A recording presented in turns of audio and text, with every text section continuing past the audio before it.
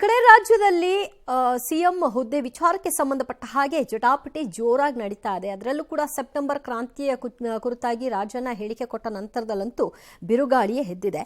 ಹೇಳಿಕೆ ಪ್ರತಿ ಹೇಳಿಕೆಗಳ ನಡುವೆಯೂ ಕೂಡ ಮತ್ತೊಂದು ಕಡೆ ಸಿಎಂ ಡಿಸಿಎಂ ಬಣಗಳ ಕುರ್ಚಿ ಕಾಳಗ ಬಹಿರಂಗವಾಗಿಯೇ ನಡೀತಾ ಇದೆ. ಸ್ವತಃ ಸಿದ್ದರಾಮಯ್ಯ ನಾನೇ 5 ವರ್ಷ ಸಿಎಂ ಅನ್ನುವ ಮೂಲಕ ಅಂತೆ ಕಂತೆಗಳಿಗೆ ತೆರೆ ಎಳೆದ್ರು. ಆದ್ರೀಗ ಸಿಎಂ ಸಿದ್ದರಾಮಯ್ಯ ರಾಷ್ಟ್ರ ರಾಜಕಾರಣಕ್ಕೆ ಹೋಗ್ತಾರಾ? ಸೆಪ್ಟೆಂಬರ್ ಕ್ರಾಂತಿ ನಡೆಯೋದು ಪಕ್ಕಾನಾ? ಈ ಅಂತೆ ಕಂತೆಗಳು ಮತ್ತೆ ಓಡಾಡೋದಕ್ಕೆ ಆರಂಭ ಆಯಿತು. ಸಿಎಂ ಸಿದ್ದರಾಮಯ್ಯರನ್ನ ಎಐಸಿಸಿ ಒಬಿಸಿ ಸಲಹಾ ಮಂಡಳಿಯಲ್ಲಿ ಸ್ಥಾನಮಾನ ನೀಡಲಾಗಿದೆ. ಹಿಂದುಳಿದ ವರ್ಗಗಳ ಮಂಡಳಿಯ ಚಟುವಟಿಕೆಗಳನ್ನು ಕರ್ನಾಟಕದಿಂದಲೇ ಆರಂಭಿಸಲು ಎಐಸಿಸಿ ನಿರ್ಧರಿಸಿದೆ. ಹೀಗಾಗಿ ಇದೇ ಜುಲೈ 15ರಂದು ಬೆಂಗಳೂರಿನಲ್ಲಿ ಮೊದಲ ಸಭೆಯನ್ನು ಹಮ್ಮಿಕೊಳ್ಳಲಾಗಿದೆ. ದೇಶದ ವಿವಿಧ ರಾಜ್ಯಗಳ 90 ನಾಯಕರಿಗೆ ಸಭೆಯಲ್ಲಿ ಪಾಲ್ಗೊಳ್ಳಲು ಆಹ್ವಾನವನ್ನು ಕೊಡಲಾಗಿದೆ. ಇದರ ಮುಂದಾಳತ್ವವನ್ನು ಸಿಎಂ ವಹಿಸಿಕೊಳ್ತಾರೆ. ಸೆಪ್ಟೆಂಬರ್ ಕ್ರಾಂತಿ ಹಾಗೂ ನಾಯಕತ್ವ ಬದಲಾವಣೆ ಗುಸುಗುಸು ಮಧ್ಯೆ ಸಿದ್ದರಾಮಯ್ಯರನ್ನ ದಿಲ್ಲಿ ಮಟ್ಟದಲ್ಲಿ ಅವರ ಸ್ಥಾನಮಾನವನ್ನ ಕೊಡ್ತಾ ಇರುವುದು ತೀವ್ರ ಕುತೂಹಲಕ್ಕೆ ಕಾರಣವಾಗ್ತಾ ಇದೆ. ಸಿದ್ದರಾಮಯ್ಯಗೆ ಹೈಕಮಾಂಡ್ನಿಂದ ಹೆಚ್ಚುವರಿ ಹೊಣೆಗಾರಿಕೆನ ಅಧಿಕಾರದಿಂದ ಇಳಿಸುವ ಮುನ್ಸೂಚನೆಯನ್ನ ಸದ್ಯ ರಾಜಕಾರಣದಲ್ಲಿ ಇದೇ ಜೋರು ಚರ್ಚೆ. ಈ ನಡುವೆ ಕಾಂಗ್ರೆಸ್ ಸ್ಪಷ್ಟನೆ ಕೊಟ್ಟಿದ್ದು ಅಂತಹ ಯಾವುದೇ ನೇಮಕಾತಿ ಆಗಿಲ್ಲ. ಒಬಿಸಿ ಸಲಹಾ ಮಂಡಳಿಯ ಸದಸ್ಯರಲ್ಲಿ ಸಿದ್ದರಾಮಯ್ಯನವರು ಕೂಡ ಒಬ್ರು ಅಂತ ಹೇಳಿದೆ. ಬಳಿಕ ಸಿಎಂ ಕೂಡ ಟ್ವೀಟ್ ಮಾಡಿ ಇದರ ಬಗ್ಗೆ ಸ್ಪಷ್ಟನೆ ಕೊಟ್ಟರು. ನಾನು ಪತ್ರಿಕೆಯಲ್ಲಿ ನೋಡಿರೋದು, ನಾನು ಇವತ್ತು ಮಾತಾಡ್ತೀನಿ ಹೈಕಮಾಂಡ್ ಕೇಂದ್ರದ ಒಬಿಸಿ ಅಧ್ಯಕ್ಷ ಕರ್ನಾಟಕದಲ್ಲಿ ಒಂದು ಮೀಟಿಂಗ್ ಮಾಡಿ ಅಂತ ಹೇಳಿದ್ರು. ಆ ಮೀಟಿಂಗ್ನ ನಾನು 15ನೇ ತಾರೀಕಿಗೆ ಅರೇಂಜ್ ಮಾಡಿದ್ದೀನಿ. ಸೊ ನನಗೆ ಇದು ಗೊತ್ತಿಲ್ಲ, ಸಂಚಾಲಕರು ಮಾಡಿರೋದು ಚೇರ್ಮನ್ ಮಾಡಿರೋದು ನನಗೇನು ಗೊತ್ತಿಲ್ಲ. ನಾನು ಹೈಕಮಾಂಡ್ ಅವ್ರ ಜೊತೆ ಮಾತಾಡ್ತೀನಿ. ನಾನು ಕೇಳಿಲ್ಲ, ಗೊತ್ತಿಲ್ಲ ನನಗೆ. ಅವ್ರು ಅನೌನ್ಸ್ ಮಾಡಿದ್ದಾರೆ. ರಾಷ್ಟ್ರ ರಾಜಕಾರಣಕ್ಕೆ ಹೋಗಲ್ಲ ಅಂತ ಇದ್ರಿ, ಈಗ ಹೈಕಮಾಂಡ್ ಏನಂತ ಪೋಸ್ಟ್ ಕೊಟ್ಟಿದ್ದಾರೆ ಗೊತ್ತಿಲ್ಲ ನನಗೆ. ಸಿದ್ದರಾಮಯ್ಯನವರ ವಿಚಾರದಲ್ಲಿ ಹೈಕಮಾಂಡ್ ಒಂದು ಎಚ್ಚರಿಕೆಯ ಹೆಜ್ಜೆಯನ್ನೇ ಇಡಬೇಕು. ಹಾಗೊಂದು ವೇಳೆ ತಾನು ಅಂದುಕೊಂಡಂತೆಯೇ ನಿರ್ಧಾರಗಳನ್ನ ತೆಗೆದುಕೊಳ್ಳೋದೇ ಆಗಿದ್ರೆ ಈ 2 ವರ್ಷ ಏನೆಲ್ಲ ಬೆಳವಣಿಗೆಗಳಾಗ್ತಾ ಇದೆ ಇದಿಷ್ಟು ಆಗಬೇಕಾಗಿರಲಿಲ್ಲ. ಹೈಕಮಾಂಡ್ ಹೇಳ್ತು, ಅವರ ಆಜ್ಞೆಯಂತೆ ನಡೀತು ಅಂತ ಹೇಳಬಹುದಿತ್ತು. ಆದರೆ ಸಿದ್ದರಾಮಯ್ಯನವರ ವರ್ಚಸ್ಸೇನಿದೆ ಅದನ್ನ ಪರಿಗಣಿಸಬೇಕು, ಭವಿಷ್ಯದ ದೃಷ್ಟಿಯನ್ನು ಕೂಡ ನೋಡಬೇಕು. ಆ ಕಾರಣಕ್ಕಾಗಿ ಪಾರ್ಟಿ ಒಂದು ರೀತಿಯಲ್ಲಿ ಅವರಿಗೆ ಅವಕಾಶವನ್ನು ಮಾಡಿಕೊಟ್ಟು ಆ ಸ್ಮೂತ್ ಎಕ್ಸಿಟ್ ಮಾಡಬೇಕು ಅನ್ನುವಂತಹ ಪ್ರಯತ್ನಗಳನ್ನೇ ಪಡ್ತಾ ಇದೆ. ಇನ್ನು ಸಿದ್ದರಾಮಯ್ಯನವರು ಹೇಳ್ತಾ ಇದ್ದಾರೆ, ಈ ಒಬಿಸಿ ವಿಷಯವಾಗಿ ನಿರ್ಧಾರ ತೆಗೆದುಕೊಂಡಿರೋದು ನನಗೆ ಗೊತ್ತಿಲ್ಲ, ಅಧ್ಯಕ್ಷನ ಮಾಡಿದಾರ ಸದಸ್ಯರನ್ನು ಮಾಡಿದಾರೆ ನನಗೆ ಗೊತ್ತಿಲ್ಲ ಅಂತ. ಇದು ಯಾವುದೂ ಕೂಡ ಏಕಪಕ್ಷೀಯವಾಗಿ ತೆಗೆದುಕೊಳ್ಳುವಂತಹ ನಿರ್ಧಾರ ಅನ್ನೋ ರೀತಿಯಲ್ಲಿ ಕಾಣಿಸ್ತಾ ಇಲ್ಲ. ಆರಂಭದಲ್ಲಿ ಎದ್ದಂತಹ ಚರ್ಚೆಯ ರೀತಿಯಲ್ಲೇ ಅವ್ರನ್ನ ಅಧ್ಯಕ್ಷರನ್ನ ಮಾಡಿ ನಂತರದಲ್ಲಿ ಇದು ಯೂಟರ್ನ್ ಯಾಕೋ ಬೇರೆ ಕಡೆಗೆ ಹೋಗ್ತಾ ಇದೆ ಅಂತ ಗೊತ್ತಾಗಿ ಸದಸ್ಯರು ಅಂತೇನಾದರೂ ಹೇಳುವಂತಹ ಪ್ರಯತ್ನಗಳನ್ನ ಮಾಡ್ತಿರಬಹುದಾ? ಸಿದ್ದರಾಮಯ್ಯನವರ ಹೇಳಿಕೆಯನ್ನು ಗಮನಿಸ್ತಾ ಇದ್ರೆ ಆ ಅನುಮಾನ ಬರೋದಂತೂ ಹೌದು. ಇನ್ನು ರಾಷ್ಟ್ರ ಮಟ್ಟದಲ್ಲಿ ಹಿಂದುಳಿದ ವರ್ಗಗಳನ್ನು ಪಕ್ಷದತ್ತ ಸೆಳಿಬೇಕು, ಅದಕ್ಕೊಂದು ಫೇಸ್ ಬೇಕು. ಆ ಫೇಸ್ ಸಿದ್ದರಾಮಯ್ಯನವರು ಅಂತ ಭಾವಿಸಿ ಅವರ ವರ್ಚಸ್ಸನ್ನು ಆಯ್ಕೆ ಮಾಡಿಕೊಳ್ಳೋ ಮೂಲಕವಾಗಿ ಇನ್ನಷ್ಟು ಹಿಂದುಳಿದ ಸಮುದಾಯಗಳನ್ನು ಪಕ್ಷದತ್ತ ಸೆಳೆಯುವಂತಹ ಪ್ರಯತ್ನಗಳು ಆಗಿರಬಹುದೇನೋ. ಸೊ ಅದನ್ನು ಅಲ್ಲಗೆಳೆಯೋ ಹಾಗಿಲ್ಲ.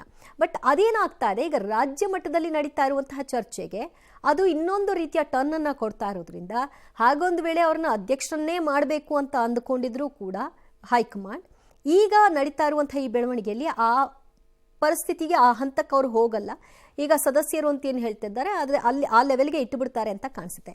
ಬಟ್ ಖುಷಿ ಪಡಬೇಕಾದಂತಹ ವಿಚಾರ, ಅವ್ರನ್ನ ಇನ್ನೊಂದು ಹೆಚ್ಚುವರಿ ಹುದ್ದೆಯನ್ನು ಕೊಡೋ ಮೂಲಕವಾಗಿ ಪಕ್ಷ ಅವರ ಒಂದು ಇರುವಿಕೆಯನ್ನು, ಅವರ ಅಸ್ತಿತ್ವವನ್ನು ತುಂಬ ಬಯಸ್ತಾ ಇದೆ ಅನ್ನೋದ್ರ ಬಗ್ಗೆ ಕಾಂಗ್ರೆಸ್ ಪಾಳಿದಲ್ಲಿ ಅದು ಬಹಳ ಖುಷಿಯ ವಿಚಾರ ಆಗಬೇಕಾಗಿತ್ತು, ಖುಷಿಯ ಚರ್ಚೆಯ ವಿಚಾರವಾಗಬೇಕಿತ್ತು. ಹಾಗೆ ಕಾಣಿಸ್ತಾ ಇಲ್ಲ. ಯಾವಾಗ ಸಿಎಂ ಕುರ್ಚಿಯ ವಿಚಾರವಾಗಿ ನಡೀತಾ ಇರುವಂತಹ ವಿಷಯಗಳಿಗೆ ತಳಕು ಹಾಕೊಳ್ಳೋಕೆ ಶುರು ಮಾಡ್ತೋ ಸಿಎಂ ಬಣಕ್ಕೂ ಸಹಜವಾಗಿ ಒಂದು ಆತಂಕ ಶುರು ಆಯಿತು.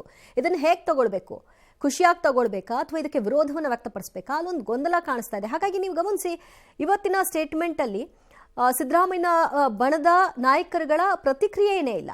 ಅವ್ರಿಗೆ ಏನು ಹೇಳಬೇಕು ಅಂತ ಗೊತ್ತಾಗ್ತಾ ಇಲ್ಲ. ಸ್ವತಃ ಸಿದ್ದರಾಮಯ್ಯನವರ ಸ್ಟೇಟ್ಮೆಂಟ್ ಗಮನಿಸ್ತಾ ಇದ್ರು ಕೂಡ ಆ ರೀತಿಯಾಗಿ ಭಾಸವಾಗ್ತಾ ಇದೆ. ನೋಡೋಣ ಇನ್ನು ಕಾಂಗ್ರೆಸ್ ನಾಯಕರು ಏನು ಹೇಳಿದ್ದಾರೆ ಈ ವಿಷಯವಾಗಿ. ಸಿದ್ದರಾಮಯ್ಯಗೆ ಎಐಸಿಸಿ ಒಬಿಸಿ ಸಲಹಾ ಮಂಡಳಿಯಲ್ಲಿ ಸ್ಥಾನಮಾನ ವಿಚಾರದಲ್ಲಿ ಕಾಂಗ್ರೆಸ್ ಸಂಚಲನಕ್ಕೆ ಕಾರಣವಾಗಿದೆ. ಸಿದ್ದರಾಮಯ್ಯ ನೇಮಕದ ಹಿಂದೆ ಎಐಸಿಸಿಯ ಏನೇ ಲೆಕ್ಕಾಚಾರ ಇದ್ರೂ ಇದು ಸೆಪ್ಟೆಂಬರ್ ಕ್ರಾಂತಿಗೆ ಮುನ್ನುಡಿನ ಅನ್ನೋ ಚರ್ಚೆ ಹುಟ್ಟುಹಾಕಿದೆ. ಕೈ ನಾಯಕರು ಮುಖ್ಯಮಂತ್ರಿ ಬದಲಾವಣೆ ಇಲ್ಲ ಅಂತ ಹೇಳ್ತಾ ಇದ್ದಾರೆ. ಈ ಮಧ್ಯೆ ರಂಭಾಪುರಿ ಜಗದ್ಗುರುಗಳು ಡಿಕೆ ಶಿವಕುಮಾರ್ ಪರ ಮಾತನಾಡಿದ್ದಾರೆ. ಒಪ್ಪಂದದ ಪ್ರಕಾರ ಡಿಕೆ ಶಿವಕುಮಾರ್ಗೂ ಒಂದು ಅವಕಾಶ ಕೊಡಿ ಅಂತ ಹೇಳಿದ್ದಾರೆ. ಕಾಲದಲ್ಲಿದ್ದೇವೆ. ನನಗೆ ನಾನು ಸಿದ್ದರಾಮಯ್ಯ ಹೋದಾಗ ಚರ್ಚೆ ಮಾಡ್ಕೊಂಡು ಬಂದರು. ನಾನೇ ಕಾಂಗ್ರೆಸ್ ಕಚೇರಿ ಮಾಡಿ ಅಂತ ಅಂದ್ಬಿಟ್ಟು ನಾನೇ ಕರ್ನಾಟಕದಲ್ಲಿ ಮಾಡಿ ಅಂತ ಒಂದು 40 ಜನ ಲೀಡರ್ಸ್ ಬರ್ತಾರೆ. Former chief ministers, OBC leaders ಎಲ್ಲ ಬರ್ತಾರೆ. ನಮ್ಮ ಪಕ್ಷಕ್ಕೆ ಸಂಘಟನೆ ಮಾಡಬೇಕು, ಸಮಾನತೆ ಕೊಡಬೇಕು. ಚೇರ್ಮನ್ ಮಾಡಿದ್ದಾರೆ ಅಂದಾಕ್ಷಣಕ್ಕೆ ರಾಷ್ಟ್ರ ರಾಜಕಾರಣಕ್ಕೆ ಹೋಗಬೇಕು ಅಂತ ಏನಿಲ್ಲ. ಹಿಂದುಳಿದ ಸಮುದಾಯಗಳ ಕ್ಷೇಮಾಭಿವೃದ್ಧಿಗೆ ಅವರು ಮೊದಲಿಂದನೂ ಕೂಡ ಕೆಲಸ ಮಾಡ್ಕೊಂಡು ಬಂದಿದ್ದಾರೆ, ಅನುಭವ ಇದೆ. ಈ ವಿಷಯದಲ್ಲಿ ಅನುಭವ ಇರೋದು ಅವರಿಗೆ ಅಂತೇಳಿ ಜವಾಬ್ದಾರಿ ಕೊಟ್ಟಿದ್ದಾರೆ. ಅನೇಕ ಸಂದರ್ಭದಲ್ಲಿ ನಮ್ಮ ರಾಜ್ಯದಲ್ಲಿ ಬೇಕಾದಂತ ಲೀಡರ್ಗಳೆಲ್ಲ ರಾಷ್ಟ್ರ ರಾಜಕಾರಣದಲ್ಲಿ ಜವಾಬ್ದಾರಿಗಳನ್ನು ಹೊತ್ತಿದ್ದಾರೆ. ಹಂಗಂತ ಹೇಳಿ ಅಲ್ಲಿಗೆ ಹೋಗಬೇಕು ಅಂತ ಏನಿಲ್ಲ. ಮುಖ್ಯಮಂತ್ರಿ ಬದಲಾವಣೆ ವಿಚಾರನೂ ಕೂಡ ತುಂಬಾ ಇದಾಗ್ತಿದೆ ಸರ್. ಇಲ್ಲ, ಎಲ್ಲಿ ಬದಲಾವಣೆ ಆಗೋ ಶಬ್ದನೇ ಇಲ್ಲ. ಬದಲಾವಣೆ ವಿಷಯ ಇಲ್ಲ ನಮ್ಮ ಮುಂದೆ, ಅವರೇ ಮುಂದುವರಿತಾರೆ. ಸೆಪ್ಟೆಂಬರ್ ಆಗಸ್ಟ್ ಆಗಸ್ಟ್ಗೆ ಹೋಗಿ ಜುಲೈ ಬಂದಿದ್ದೀವಿ.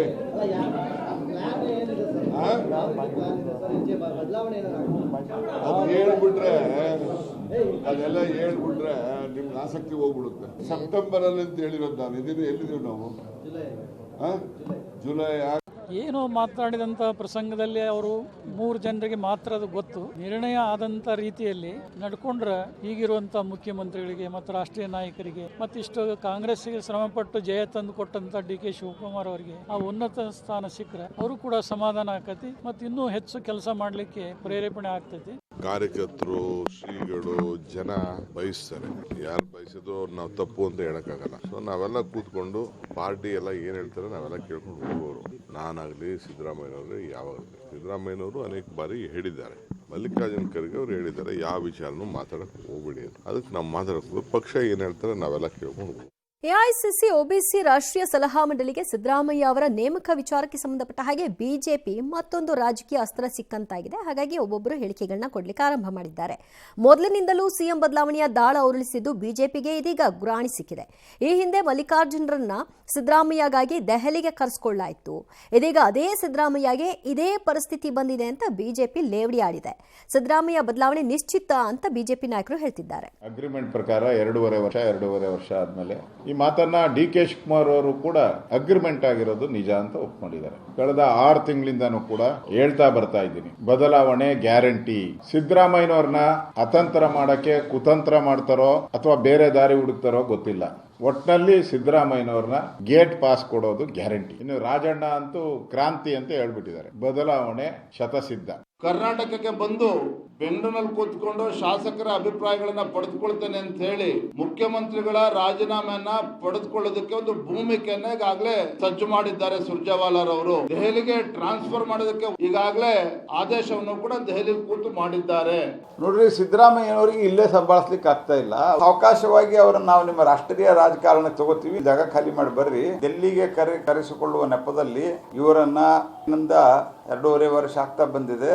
ಆಲ್ರೆಡಿ ಅವ್ರಿಗೆ ದಿಲ್ಲಿಯಲ್ಲಿ ಜವಾಬ್ದಾರಿ ಇದೆ, ಅದಕ್ಕೆ ದಿಲ್ಲಿ ಕರೆಸ್ಕೊತಾ ಇದೆ ಅಂತ ಹೇಳುವಂತ ಒಂದು ಸಂಕೇತವನ್ನ ನಾನು ನೋಡ್ತಾ ಇದ್ದೀನಿ. ಅಂದ್ರೆ ಅವ್ರಿಗೆ ಪ್ರಮೋಷನ್ ಮಾಡಿ ಡಿಮೋಷನ್ ಮಾಡೋದು, ಅವ್ರಿಗೆ ರಾಷ್ಟ್ರೀಯ ಅಹಿಂದ ನಾಯಕರು ಅಂತ ಹೇಳಿ ಮಾಡಿ ಇಲ್ಲಿಂದ ಅವ್ರನ್ನ ಕುರ್ಚಿಯಿಂದ ಕೆಳಗಿಳಿಸುವಂತ ಪ್ಲಾನ್ ಏನು ಮಾಡತ್ತಾರಂತೆ. ಸಿದ್ದರಾಮಯ್ಯ ಅವರಿಗೆ ಡಿಮೋಷನ್ನ ಪ್ರಮೋಷನ್ನ ಕರ್ನಾಟಕ ರಾಜಕಾರಣದಲ್ಲಿ ಬದಲಾವಣೆ ಆಗುತ್ತೆ ಅನ್ನುವಂತ ಪ್ರಶ್ನೆಗೆ ಇನ್ನಷ್ಟು ಪುಷ್ಟಿ ಸಿಕ್ಕಿದೆ. ಅಧಿಕಾರ ಇಲ್ಲದಿರುವಂತಹ ಒಂದು ಸಲಹಾ ಸಮಿತಿಗೆ ಅಧ್ಯಕ್ಷ ಮಾಡಿ ಕರ್ನಾಟಕ ರಾಜಕಾರಣ ದೃಷ್ಟಿಯಿಂದ ಇದು ಬಹಳ ಮಹತ್ವದ ಬೆಳವಣಿಗೆ ಅಂತ ಅನಿಸ್ತಾರೆ. ಒಂದೊಂದ್ಸರಿ ಬಿಜೆಪಿಗರು ಹೆಂಗೆ ಅಂದ್ರೆ DK ಪರವಾಗೇ ಮಾತಾಡ್ತಿದ್ದಾರೇನೋ ಅನ್ನೋ ರೀತಿಯಲ್ಲಿ ಮಾತಾಡ್ತಾರೆ. ಒಂದೊಂದ್ಸರಿ ಸಿದ್ದರಾಮಯ್ಯನವರ ಪರವಾಗೇ ಮಾತಾಡ್ತಾರೆ. ಆಕ್ಚುಲಿ ನಿಮ್ಗೆ ಆಗ್ಬೇಕಾಗಿರೋದೇನು, ಸಿದ್ದರಾಮಯ್ಯ ಕಂಟಿನ್ಯೂ ಆಗ್ಬೇಕಾ, DK ಅವರಿಗೆ ಕೊಡಬೇಕು ಅನ್ನೋದಾ? ಎಲ್ಲದರಲ್ಲೂ ಕೂಡ ನಿಮಗೇನು ಸಿಗುತ್ತೆ ಅನ್ನೋದನ್ನ ಯೋಚನೆ ಮಾಡ್ಕೊಂಡು ಮಾತಾಡ್ತೀರಿ. ಯಡಿಯೂರಪ್ಪನವ್ರನ್ನ ಚೇಂಜ್ ಮಾಡಿ ಆಗ ಬೊಮ್ಮಾಯಿ ಅವ್ರನ್ನ ತರೋ ಸಂದರ್ಭದಲ್ಲಿ ನಿಮ್ಮ ನಾಯಕರುಗಳು ಎಷ್ಟು ಸರಿ ಬಂದು ಹೋಗಿದ್ರು ಕರ್ನಾಟಕಕ್ಕೆ? ಆಗ ನಡೆದಂತಹ ಬೆಳವಣಿಗೆಗಳೇನು? ಆಗ ನೀವು ಕೊಟ್ಟಂಥ ಹೇಳಿಕೆಗಳೇನು? ಮರ್ತು ಹೋಯ್ತಾ? ಅವ್ರ ಪಕ್ಷ ಅವ್ರು ತೀರ್ಮಾನ ಮಾಡ್ಕೊಳ್ತಾರೆ, ಅಭಿವೃದ್ಧಿ ಬಗ್ಗೆ ಮಾತಾಡೋಣ, ಮತ್ತೊಂದು ಮಗದೊಂದು ಹೋರಾಟಗಳನ್ನು ಮಾಡೋಣ ಅನ್ನೋದ್ರ ಬಿಟ್ಟು ಅವ್ರನ್ನ ಇಳಿಸ್ತಿದ್ದಾರೆ. ಅಯ್ಯೋ ಪಾಪ, ಅವ್ರದ್ದು ಡಿಮೋಷನ್, ಅವ್ರದ್ದು ಪ್ರಮೋಷನ್. ಯಾವ ಲೆವೆಲಲ್ಲಿದ್ದೀರಿ ಅಂದರೆ BJP ನಾಯಕರು, ನೀವು ಒಟ್ಟಿನಲ್ಲಿ ಭವಿಷ್ಯ ನುಡಿಯುವಂಥವ್ರ ರೀತಿಯಲ್ಲಿ ಆಡ್ತಾ ಇದ್ದೀರಿ. ನಮ್ಮ ಭವಿಷ್ಯ ಸತ್ಯ ಆಗ್ಬಿಡ್ಬೇಕು, ನಾವು ಎಕ್ಸ್ಕ್ಲೂಸಿವ್ ಅನ್ನೋ ರೀತಿಯಲ್ಲಿ. ಆಮೇಲೆ ರಾಜಣ್ಣ ಅವರು ಹೇಳಿಕೆ ಎಲ್ಲ ಕೊಟ್ಬಿಟ್ರೆ ಈಗ ಆಸಕ್ತಿ ಹೊರಟೋಗುತ್ತೆ ಅಂತ ನಿಮ್ಗೆ ಹೇಳಿದಾರ ನಿಮ್ಮ ಹೈಕಮಾಂಡ್ ನಾಯಕರು? ಬದಲಾಯಿಸ್ತೀವಿ, 2.5 ವರ್ಷ ಅವರು, 2.5 ವರ್ಷ ಇವರು ಅಂತ. ಆ ಚರ್ಚೆ ಇದೆ. ಆ ಚರ್ಚೆಯನ್ನು ಹೌದು ಹೀಗೆ ಅಂತ ಮುದ್ರೆ ಓದ್ತಿರೋರು ಯಾರು? ಎಲ್ಲರೂ ಮೈಕ್ ಸಿಕ್ತು ಅಂತ ಮಾತಾಡೋದು, ಆಮೇಲೆ ನಾನು ಲೈಮ್ ಲೈಟಲ್ಲಿ ಇರಬೇಕು, ನಾನು ಯಾವಾಗಲೂ ಚರ್ಚೆಯಲ್ಲಿರಬೇಕು ಅನ್ನುವಂತಹ ಒಂದು ಭಾವನೆ ಕೆಲ ರಾಜಕಾರಣಿಗಳಿಗಿರುತ್ತೆ. ಸೊ ಆ ರೀತಿ ಕಾಣಿಸ್ತಾ ಇದ್ದೀರಿ ರಾಜಣ್ಣ ಅವರು. ಅವ್ರ ಪಕ್ಷ ಈಗ ತೀರ್ಮಾನ ಮಾಡ್ಕೊಳುತ್ತೆ, ರಾಜ್ಯಕ್ಕೆ ಏನಾಗಬೇಕಾಗಿರೋದು, ಅಭಿವೃದ್ಧಿ ವಿಷಯದಲ್ಲಿ ಮಾತನಾಡ್ತಾ ಇದ್ದಾರಾ, ಪದೇ ಪದೇ ಗ್ಯಾರಂಟಿ ವಿಷಯದಲ್ಲಿ ಆ ವಿಷಯವನ್ನು ತೆಗಿತಾರೆ, ಅಭಿವೃದ್ಧಿಯನ್ನು ಮರೆಮಾಚ್ತಾರೆ. ಇನ್ನೆಲ್ಲೋ ರಾಯರೆಡ್ಡಿ ಬರುತ್ತೆ ನೆಕ್ಸ್ಟು, ರಸ್ತೆ ಆಗಬೇಕಾ ಅಕ್ಕಿ ಬಿಟ್ಕೊಡ್ತೀರಾ ಅಂತ ಕೇಳ್ತಾರೆ. ಈ ವಿಷಯಗಳನ್ನ ತೆಗೆದುಕೊಂಡು ಮಾತಾಡಿ. ನಿಮ್ಮ ಪಕ್ಷದಲ್ಲಿ ಏನಾಗ್ತಾ ಇದೆ, ನಿಮ್ಮ ತಟ್ಟೆಯಲ್ಲಿ ಏನು ಬಿದ್ದಿದೆ ಅನ್ನೋದನ್ನು ಯೋಚನೆ ಮಾಡಿ. ಇನ್ನು ರಾಜ್ಯ ಕಾಂಗ್ರೆಸ್ ಸರ್ಕಾರ ಆರ್ಥಿಕ ಆದಾಯ ಅಭಿವೃದ್ಧಿ ವಿಚಾರಕ್ಕೆ ಪದೇ ಪದೇ ಟೀಕೆಗೆ ಗುರಿ ಆಗ್ತಾ ಇದೆ. ಗ್ಯಾರಂಟಿ ಯೋಜನೆಗಳಿಂದ ರಾಜ್ಯದ ಆರ್ಥಿಕ ಪರಿಸ್ಥಿತಿ ಕ್ಷೀಣಿಸ್ತಾ ಇದೆ. ವಿಪಕ್ಷಗಳು ಟೀಕೆ ಮಾಡ್ತಾನೆ ಬರ್ತಾ ಇದೆ. ಈ ನಡುವೆ ಸಿಎಂ ಆರ್ಥಿಕ ಸಲಹೆಗಾರ ಬಸವರಾಜ ರಾಯರೆಡ್ಡಿ ರಸ್ತೆ ಅಭಿವೃದ್ಧಿ ಮಾಡಬೇಕು ಅಂದರೆ ಗ್ಯಾರಂಟಿ ಬಿಡಬೇಕು ಅನ್ನೋ ರೀತಿಯಲ್ಲಿ ನಿನ್ನೆ ಕೊಪ್ಪಳದಲ್ಲಿ ಹೇಳಿಕೆ ಕೊಟ್ಟರು. ಪರೋಕ್ಷವಾಗಿ ಗ್ಯಾರಂಟಿಯಿಂದ ಅಭಿವೃದ್ಧಿ ಕುಂಠಿತವಾಗಿದೆ ಅಂತ ಹೇಳಿದ್ದು ವಿಪಕ್ಷಗಳು ಕಿಡಿಕಾರಿವೆ. ಇನ್ನು ಸಿಎಂ ಗ್ಯಾರಂಟಿ ಬದಲಾವಣೆ ಪ್ರಶ್ನೆಯೇ ಇಲ್ಲ ಅಂತ ಹೇಳಿದ್ದಾರೆ. ಇನ್ನು ತಮ್ಮ ನಿನ್ನೆಯ ಮಾತುಗಳಿಗೆ ರಾಯರೆಡ್ಡಿ ಸ್ಪಷ್ಟನೆ ಕೊಟ್ಟು ನಾನು ಹಾಗೆ ಹೇಳೇ ಇಲ್ಲ ಅಂದಿದ್ದಾರೆ.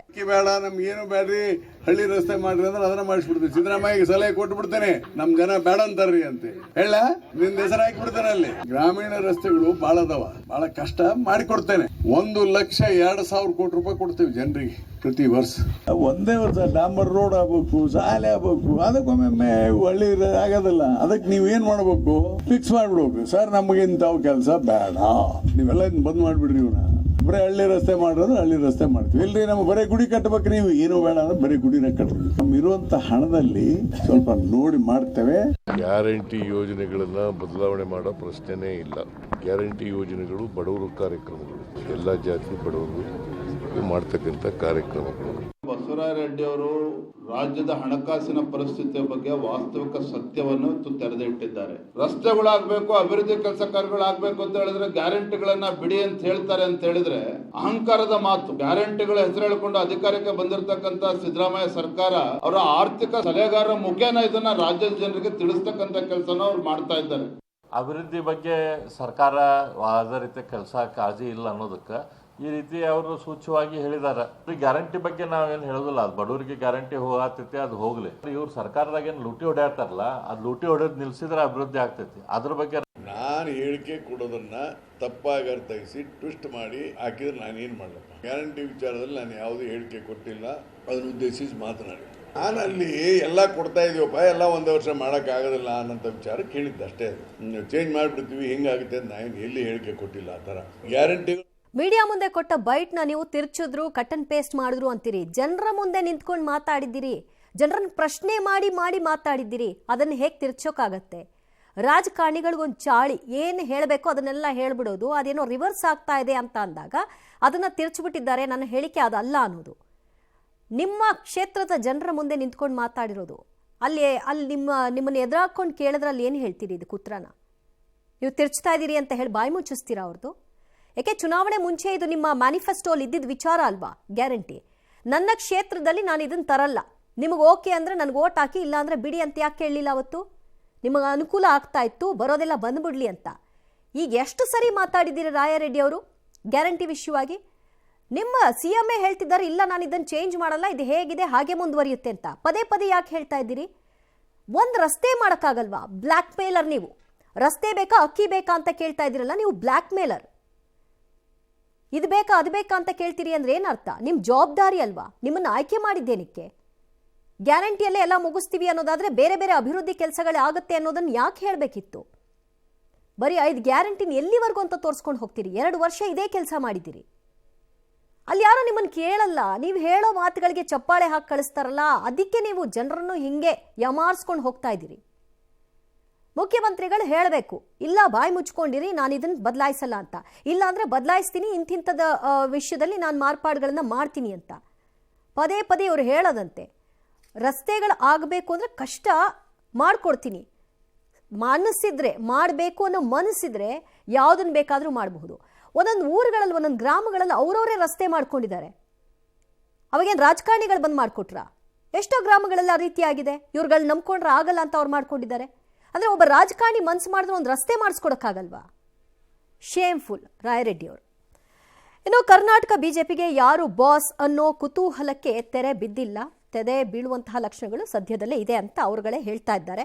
ಯಾರಾಗ್ತಾರೆ ಮುಂದಿನ ಬಿಜೆಪಿ ರಾಜ್ಯಾಧ್ಯಕ್ಷರು ಅಂತ ಮುಖಂಡರು ಕಾರ್ಯಕರ್ತರು ವೇಟ್ ಮಾಡ್ತಾ ಇದ್ದಾರೆ. ಇತ್ತೀಚೆಗೆ ಒಂದಷ್ಟು ರಾಜ್ಯಗಳ ಬಿಜೆಪಿ ಘಟಕಗಳಿಗೆ ಅಧ್ಯಕ್ಷರನ್ನಾಗಿ ನೇಮಿಸಲಾಗಿದೆ. ಆದರೆ ಕರ್ನಾಟಕ ಬಿಜೆಪಿ ರಾಜ್ಯಾಧ್ಯಕ್ಷರ ಹೆಸರು ಘೋಷಣೆಗೆ ಬಿಜೆಪಿಯ ಕೇಂದ್ರದ ನಾಯಕರು ಮುಹೂರ್ತ ಇನ್ನೂ ಫಿಕ್ಸ್ ಮಾಡಿಲ್ಲ. ಹೀಗಾಗಿ ಕುತೂಹಲ ಮುಂದುವರೆದಿದೆ. ಅಚ್ಚರಿಯ ನಾಯಕನನ್ನ ಆಯ್ಕೆ ಮಾಡಲಾಗತ್ತೆ ಅಥವಾ ವಿಜೇಂದ್ರರನ್ನೇ ಮುಂದುವರಿಸಲಾಗತ್ತಾ? ಈ ಕುತೂಹಲಕಾರಿ ಪ್ರಶ್ನೆಗಳಿಗೆ ಉತ್ತರ ಯಾವಾಗ ಅನ್ನೋದೇ ತಿಳಿತಾ ಇಲ್ಲ. ಈ ನಡುವೆ ವಿಜೇಂದ್ರ ರಾಜ್ಯಾಧ್ಯಕ್ಷರಾಗಿ ಮುಂದುವರಿಯುವ ವಿಶ್ವಾಸವನ್ನು ವ್ಯಕ್ತಪಡಿಸಿದ್ದಾರೆ. ವರಿಷ್ಠರು ಸೂಕ್ತ ಸಮಯದಲ್ಲಿ ಸೂಕ್ತ ನಿರ್ಧಾರ ಕೈಗೊಳ್ಳುತ್ತಾರೆ ಅಂತ ಬಿಜೆಪಿ ನಾಯಕರು ಹೇಳಿದ್ದಾರೆ. ವಿಶ್ವಾಸ ನನಗಿದೆ. ನಾನು ಕಳೆದ 1.5 ವರ್ಷದಲ್ಲಿ ರಾಜ್ಯದ ಅಧ್ಯಕ್ಷನಾಗಿ ಹೋರಾಟಗಳನ್ನ ಮಾಡ್ತಾ ಇದ್ದೇವೆ.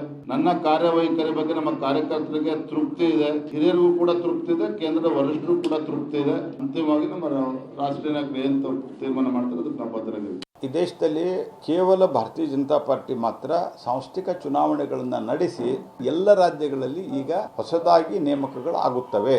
ಬೇರೆ ಬೇರೆ ರಾಜ್ಯಗಳ ಇಲೆಕ್ಷನ್ ಇದ್ದು ಆ ಹಿನ್ನೆಲೆ ಒಳಗ ಅಧಿಕೃತವಾಗಿ ಚುನಾವಣೆಗಳಾಗಿರಲಿಲ್ಲ, ಒಂದೊಂದಾಗಿ ಮಾಡ್ತಾ ಇದ್ದಾರೆ. ಇದಕ್ಕೆ ಉತ್ತರ ಕೊಡ್ಲಿಕ್ಕೆ ನಮ್ಮ ರಾಷ್ಟ್ರೀಯ ಅಧ್ಯಕ್ಷರಿದ್ದಾರೆ, ನಮ್ಮ ರಾಷ್ಟ್ರೀಯ ವಕ್ತಾರಿದ್ದಾರೆ. ಐ ಆಮ್ ನಾಟ್ ಇನ್ನೊಂದು 9 ರಾಜ್ಯಗಳಲ್ಲಿ ಹೊಸ ಅಧ್ಯಕ್ಷರನ್ನು ಮಾಡೋದೇನು ಐತಿ. ಅದ್ರ ಪ್ರಕಾರ ನಮ್ಮ ಕೇಂದ್ರದ ನಾಯಕರು ನಮ್ಮ ಹೈಕಮಾಂಡ್ ಡಿಸಿಷನ್ ತೆಗೆದುಕೊಳ್ತಾರ. ಯಾರಿಗ ಗೊತ್ತ, ನಮ್ಗೇನು ವಿಷಯ ಗೊತ್ತಿಲ್ಲ. ಇವ್ರ ಪಕ್ಷದಲ್ಲಿ ರಾಜ್ಯಾಧ್ಯಕ್ಷನ ಮಾಡಬೇಕು ಅಂತಂದ್ರೆ ಹೈಕಮಾಂಡ್ ನಿರ್ಧಾರ ಮಾಡುತ್ತಂತೆ, ಆ ನಿರ್ಧಾರಕ್ಕೆ ವೆಯ್ಟ್ ಮಾಡ್ತಿದಾರಂತೆ. ಅದೇ ಕಾಂಗ್ರೆಸ್ನಲ್ಲಿ ಏನೋ ಒಂದು ಬೆಳವಣಿಗೆ ಆಗುತ್ತೆ ಅಂದ್ರೆ ಹೈಕಮಾಂಡ್ ನಿರ್ಧಾರ ಆಗಬಾರ್ದು, ಹೈಕಮಾಂಡ್ ನಾಯಕರು ಬರಬಾರ್ದು.